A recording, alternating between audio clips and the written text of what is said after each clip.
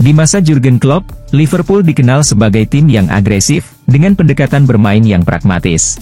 The Reds mampu menyajikan salah satu pertunjukan sepak bola terbaik, bahkan untuk penonton netral.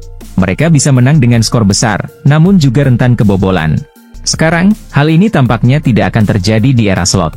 Liverpool mungkin akan terlihat lebih membosankan. Pendapat ini diungkapkan oleh mantan pemain Liverpool, Jamie Carragher. Carragher menyoroti bahwa gaya bermain Slot kini tampak lebih teratur di lapangan. Liverpool lebih stabil, yang mungkin membuatnya terlihat lebih membosankan.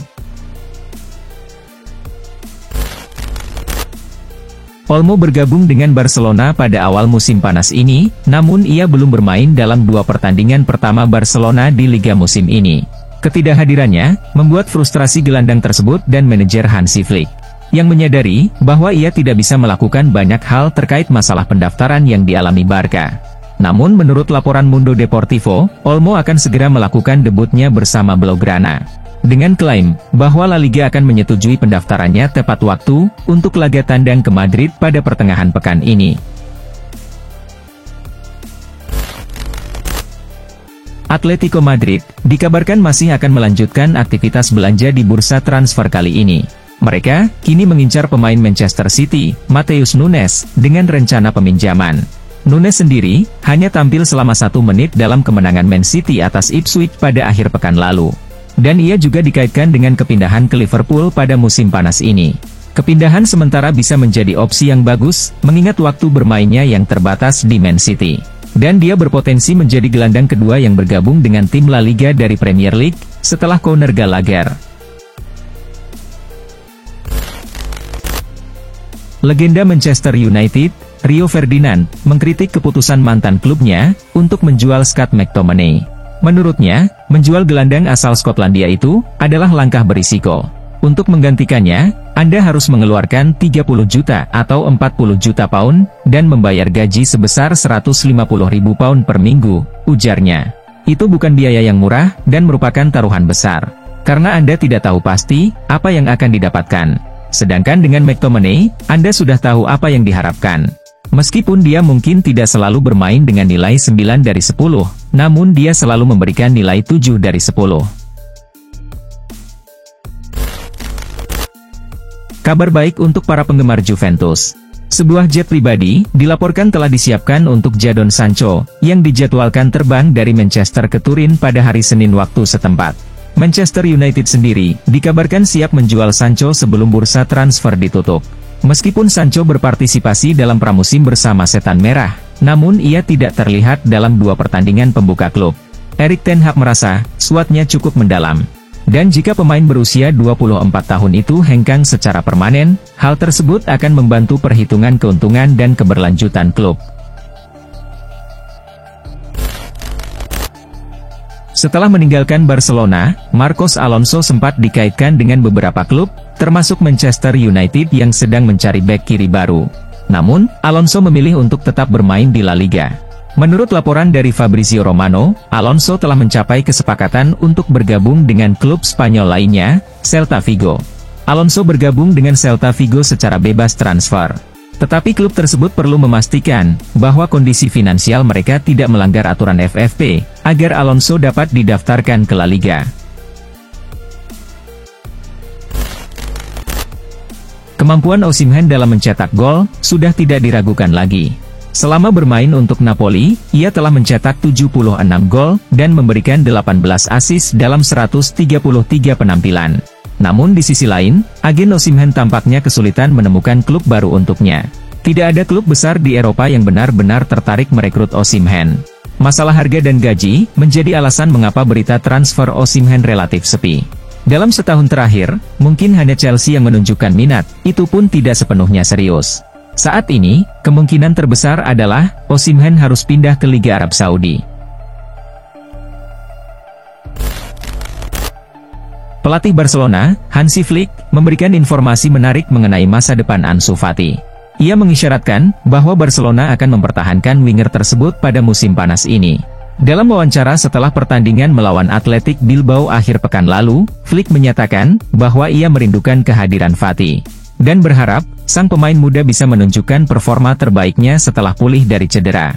Saya berharap, ketika Ansu sudah pulih, dia akan kembali menunjukkan level permainan yang sama, seperti yang ia tunjukkan di pramusim kemarin, ujar Frick.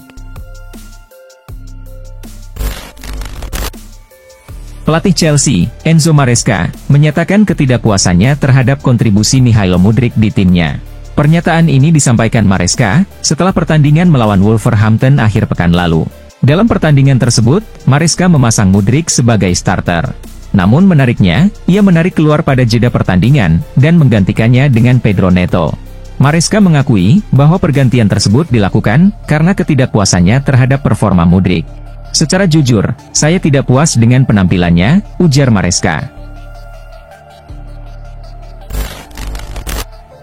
Seperti yang sudah diketahui, Manchester United menjadikan Ugarte sebagai target transfer. Erik ten Hag sangat tertarik pada gelandang timnas Uruguay tersebut, dan ingin membawanya ke Inggris. Proses transfer Ugarte ke MU sempat berlangsung alot. Namun baru-baru ini, negosiasi antara kedua tim mulai menunjukkan kemajuan.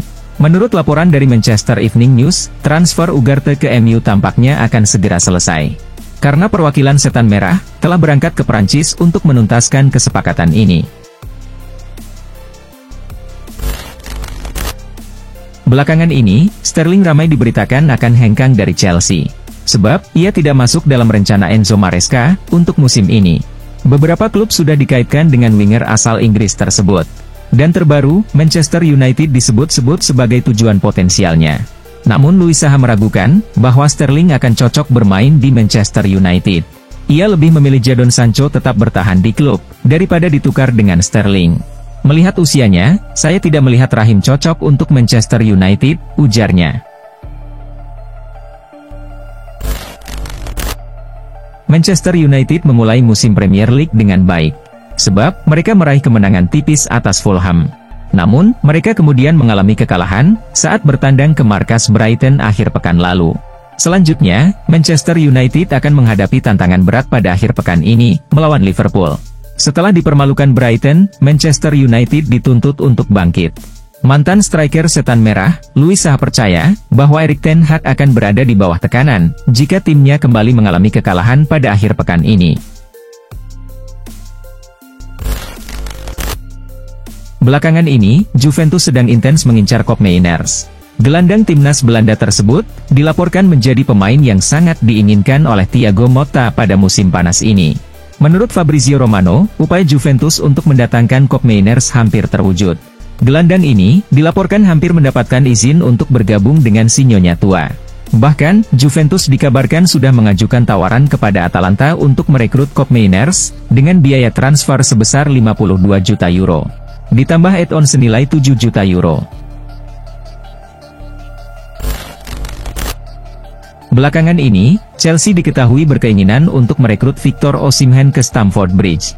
Namun, Chelsea kini terancam gagal mendapatkan Osimhen, karena Al Ahly juga dilaporkan tertarik memboyong striker tersebut. Meski begitu, ada kabar baik bagi Chelsea. Agen Osimhen mengisyaratkan bahwa sang pemain kemungkinan besar akan tetap berkarir di Eropa pada musim depan. Victor telah terpilih sebagai pemain terbaik Afrika, dan berada di peringkat ke-8 Ballon d'Or. Dia masih ingin membuktikan dirinya di Eropa, dan dia pantas mendapatkan rasa hormat, katanya. Seperti yang diketahui, Antony tersingkir dari skuad Manchester United sejak musim lalu, karena performanya yang inkonsisten, dan membuat Erik ten Hag sering mencadangkannya. Pada musim ini, Antony semakin sulit untuk mendapatkan kesempatan sebagai starter, karena Amad Diallo mulai menunjukkan performa gemilang, dan menjadi pilihan utama ten Hag. Meski demikian, Owen percaya bahwa Antony masih memiliki potensi untuk menjadi pemain kunci bagi MU. Dia hanya butuh momen yang tepat untuk mengembalikan kepercayaan dirinya. Dan jika itu berhasil, maka ia bisa kembali menunjukkan performa yang bagus di timnya. De Ligt dibeli oleh Bayern dari Juventus pada musim panas 2022, dengan harga 67 juta euro. Selama 2 musim bersama raksasa Jerman tersebut, ia tampil dalam 76 pertandingan, dan mencetak 5 gol. Setelah 2 musim, De Ligt meninggalkan Allianz Arena, dan dijual ke Manchester United. Lothar Matthaus pun menyatakan, bahwa menjual Matthijs De Ligt yang merupakan bek paling konsisten selama 2 tahun terakhir, dan pemimpin pertahanan, adalah sebuah kesalahan. Bagi saya, sangat disayangkan kehilangan pemimpin seperti dia, kata Matheus. Arsenal semakin solid belakangan ini, namun Mikel Arteta masih merasa belum puas dengan skuadnya. Karena itu, ia mengincar gelandang baru. Nama gelandang Sociedad, Merino pun muncul sebagai target. Pemain asal Spanyol tersebut juga dikabarkan diminati oleh beberapa klub lain. Namun, Merino memilih untuk bergabung dengan Arsenal. Saat ini, ia telah resmi diperkenalkan oleh Arsenal. Dalam situs resminya, Arsenal mengumumkan bahwa Mikel Merino telah menandatangani kontrak jangka panjang, meskipun mereka tidak mengungkapkan rincian kontraknya. Berita tentang transfer Cancelo ke Al Hilal mulai muncul sekitar seminggu terakhir. Pada puncaknya, Rabu dini hari, 28 Agustus 2024, Al Hilal secara resmi mengumumkan transfer Cancelo. Ia diperkenalkan melalui video sinematik yang diunggah di akun media sosial resmi Al Hilal. Meskipun belum ada pernyataan resmi dari pihak klub, laporan yang beredar menyebutkan bahwa Cancelo telah menandatangani kontrak dengan durasi 3 tahun. Pada Rabu 28 Agustus 2024, Al Nassr bertandang ke markas Al Feiha dalam pertandingan pekan kedua Liga Arab Saudi. Sesuai perkiraan, Al Nassr masih lebih unggul, meski Al Feiha memberikan perlawanan yang cukup baik. Laga berlangsung cukup seimbang, namun Al Nassr tampil lebih efektif. Gol-gol Al Nassr kali ini, dicetak oleh Talisca dengan 2 gol, Cristiano Ronaldo, dan Marcelo Brozovic. Sementara itu, Al Feiha sempat memperkecil kedudukan, lewat gol Fashion Sakala. Kemenangan ini, menjadi kemenangan pertama Al Nassr di musim baru Saudi Pro League. Pada Rabu 28 Agustus 2024, Barcelona bertandang ke markas Rayo di Estadio de Vallecas, dalam laga pekan ketiga La Liga. Seperti yang diperkirakan, bermain di kandang Rayo, selalu menjadi tantangan bagi Blaugrana. Terlebih lagi, dalam beberapa tahun terakhir, Barca kesulitan untuk meraih kemenangan di sana. Kali ini, Rayo berhasil mencetak gol terlebih dahulu, melalui aksi Unai Lopez. Namun, Barcelona segera merespons, dengan gol-gol dari Dani Olmo dan Pedri.